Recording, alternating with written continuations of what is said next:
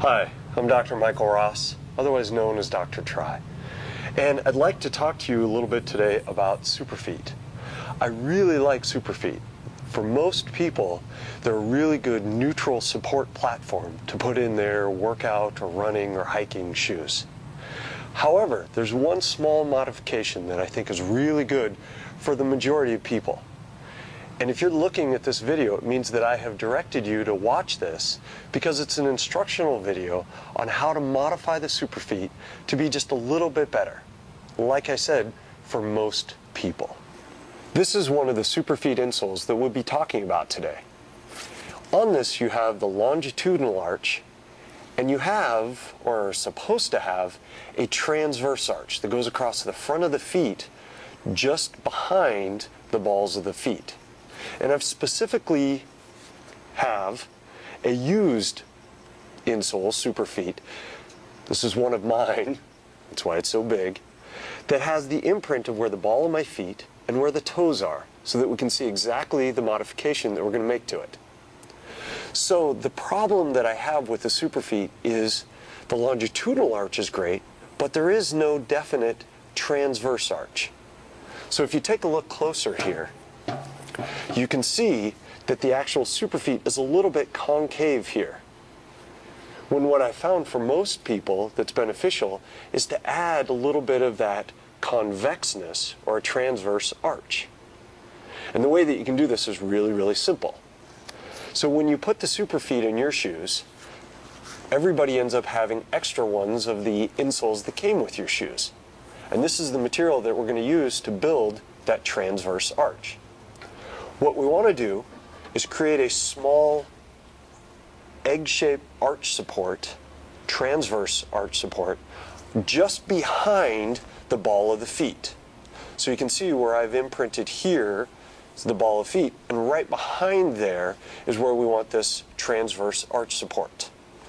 So I can either wear this for a couple days, find out where my wear pattern is for the ball of my feet, and then locate right behind there.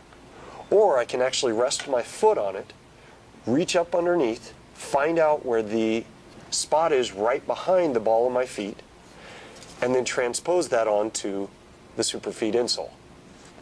So on this one I've determined that that spot is approximately right there. Now when I first place this, it's just going to be a temporary placement, and then as I wear the Superfeet, I'll adjust where that is for comfort. Remember, initially this is going to feel significantly different than what you're used to, especially if you're used to wearing a Superfeet insole that has this resultant concaveness on the insole. So, what you do, pair of scissors. I found that athletic tape works best because it's very, very sticky, and the little egg-shaped insert won't move around very much. You basically take this old insole and cut out a small egg-shaped piece of material. I found that most people it corresponds to about the size of their thumb. So the bigger you are, the bigger your thumb is going to be. The smaller you are, the smaller your thumb is going to be. But there again, that's a rough estimation that you can modify later. If it feels too uncomfortable, you can trim it down a little bit. So then, it's really simple. You just take a piece of tape, put it on that little egg shape, place it right there where I determined that that insole or that support should be for the transverse arch. Put it on the bottom, tape it in place, and then what happens is as you put pressure on the Superfeet, it creates that little transverse arch in the front of the foot. Now remember, this is not for everybody, but I have found that it's for most of the people who wear Superfeet insoles. And specifically, if you've watched this little video, it's because I've directed you to this, because I recommended this for your feet and or your Superfeet.